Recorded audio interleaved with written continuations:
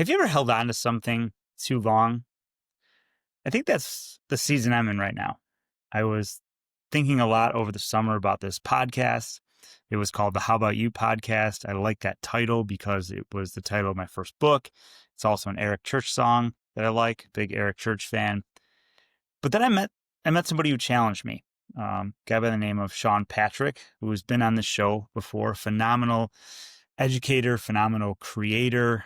We're working together on some projects with our Strive Studio team. And he challenged me on the name. He said, I think you could do better. And we bounced some ideas back and forth.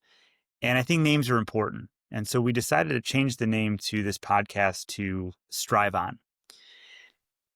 And I love it. And I'll explain why in a minute. But let me tell you what Strive On means. Strive On isn't about the hustle culture. It's not about perfection. It's about moving forward with purpose, moving forward with faith, moving forward with resilience. So we're not going to be perfect in the things we do, but we want to strive to always get better. We want to strive to hit our goals. We want to strive to set up systems that are going to allow us to succeed. So at this point, if you're in your 20s or your 40s or your 60s, or you're an educator and maybe you wake up and you're burned out, this is going to be a space to reset, to rebuild, to strive to be the person that God is calling you to be. And at the beginning, I was, hosting a lot of guests. And what I realized is my audience is young adults. It's people ages 17 through 30 who just need a positive message. Maybe it's 5 minutes, maybe it's 10 minutes, but that's what this podcast is going to be about right now. I was chasing something, trying to, do more than I really needed to do. But I took the summer off and I revisited the episodes that I recorded. And not to say that I'll never have a guest again, but at this point, I really want to focus on helping other people grow. So let's get started.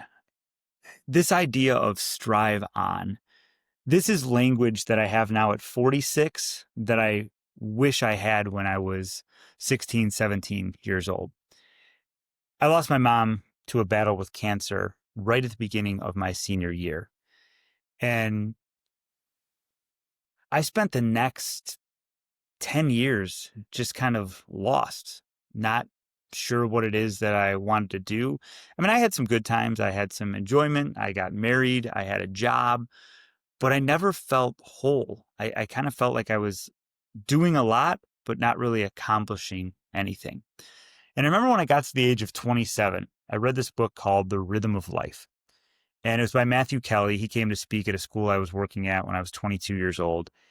And I was just enthralled. I was enthralled about this idea that everything in the world has rhythms. We have rhythms in our body. We have rhythms in the ocean, the sun, the moon. There's rhythms on this earth. And we need to get into the right rhythm. And so the simplest thing that this book had me do was write down everything that would make me happy.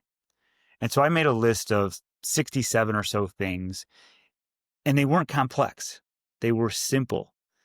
Taking walks, having conversations with good friends, going to dinner at family members' house, really connecting with people.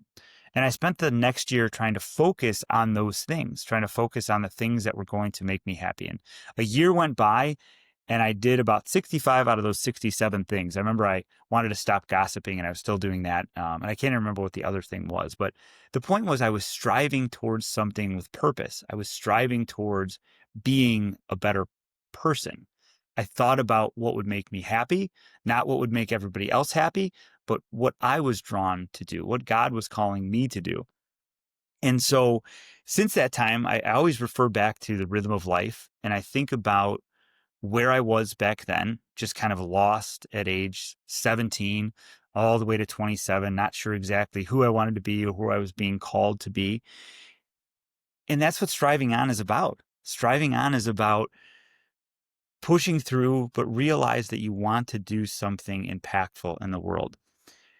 So I had this leadership and service class at Elk Grove High School, and we focus on that. I really focus on this idea of who do the students want to be, not who their parents want them to be, not who grandma and grandpa want them to be, but who do they want to be? what do they need to do to live a fulfilling life? And this year in the school year, I'm really pushing towards this concept of strive on.